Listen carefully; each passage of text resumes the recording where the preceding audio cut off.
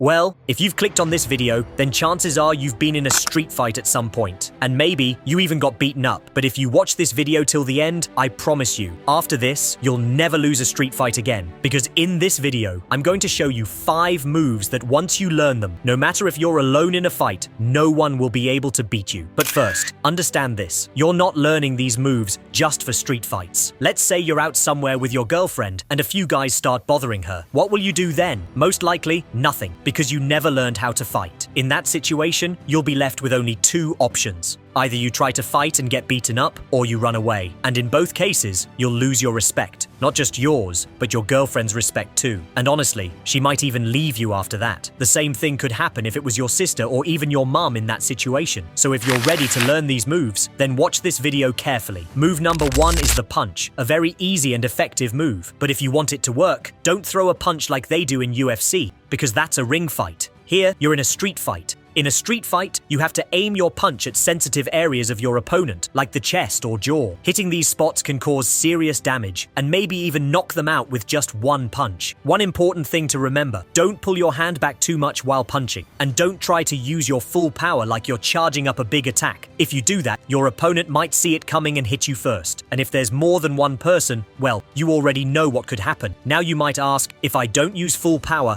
how will it hurt them? Let me explain. Keep your body relaxed and loose, and when the moment comes, just punch quickly and directly. Always remember, you have to do it fast and without warning. But if your punch doesn't have power, it won't do any real damage to your opponent. And once you've made the first move, you already know what could happen if it doesn't work. That's why you need to practice this punch. One way to do that is by filling a tub with rice and slowly punching into it. Over time, increase your speed. Once you feel like your punch has become strong, start practicing it on a wall. But be careful. Don't hurt your hands. Move number 2, backspinning elbow strike. This is a slightly more advanced move. For example, if your opponent attacks you and you manage to defend yourself, then you can rotate your body fully and hit them with an elbow strike, either to their jaw or the back of the head. This move is very powerful and effective, and it can knock out your opponent in one shot. When you rotate your whole body while striking, of course, you generate a lot of power. But again, you'll need to practice this move, because you won't be able to perform it properly without training. Also, this move requires stretching. Your body should be fully flexible to do it right. Move number 3, low kick. This move is when you kick your opponent's lower body, but while kicking, you also need to rotate your body fully. If you can generate good power in this kick, the fight could end right there, because after taking this kick, your opponent won't even be able to stand properly. Again, to do this kick, your body needs to be flexible. That's why I said earlier, you have to do stretching. And if you don't even know how to stretch, just watch some tutorials on YouTube and learn. To perform this kick well, you'll need a lot of practice too. So you can perform this kick properly, you'll need a punching bag. And I know you probably don't have one. So to practice, start by kicking gently on a soft surface, like a cushion or mattress. Slowly, you'll get better at it. Always remember, practice makes perfect. Move number 4. Well, I don't really know the name of this punch, but it's very effective. If you use it the right way, I'm sure you've tried this punch before on someone. But the problem is, during serious situations, you tend to forget about it. But next time, don't forget it. You need to perform it with fast movement, and again,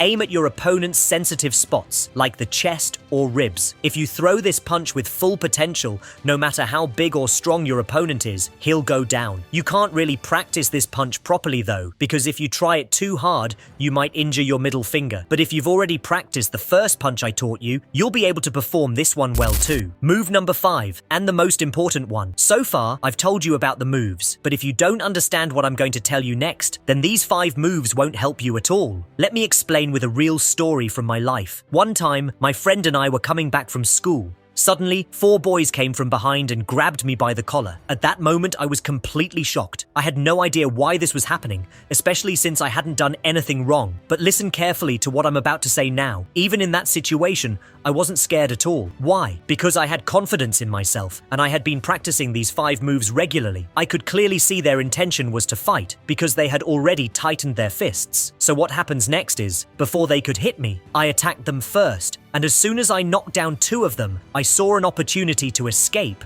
so I ran from there. Now some people might ask, if you could fight all 4 of them, then why did you escape? So let me explain this clearly. What if they had surrounded me or used a weapon against me? And what if that weapon hit a sensitive part of my body? Then just because of one simple street fight, I could have ruined my whole future. The point I want to make is, never be scared during a street fight, but if you get a chance, escape. Because my friend, fighting never really helps anyone. Also remember, only use these moves when you're sure the other person's intention is to harm you. Never make the first move. But if you realize the other person is going to attack no matter what, then you must strike first and get out of there as fast as possible. Always try to avoid fights as much as you can. Now some people will say, but bro, you didn't even tell us the 5th move. Well, let me tell you now. The 5th move is this. If you can solve the fight with words, that's the best thing you can do. That way, you won't even need to use any of the other moves. And that's why I saved this point for move number 5. If you're smart, I'm sure you've understood the message. Alright, let's end this video here. If you like this video, share it with a friend who really needs to see this.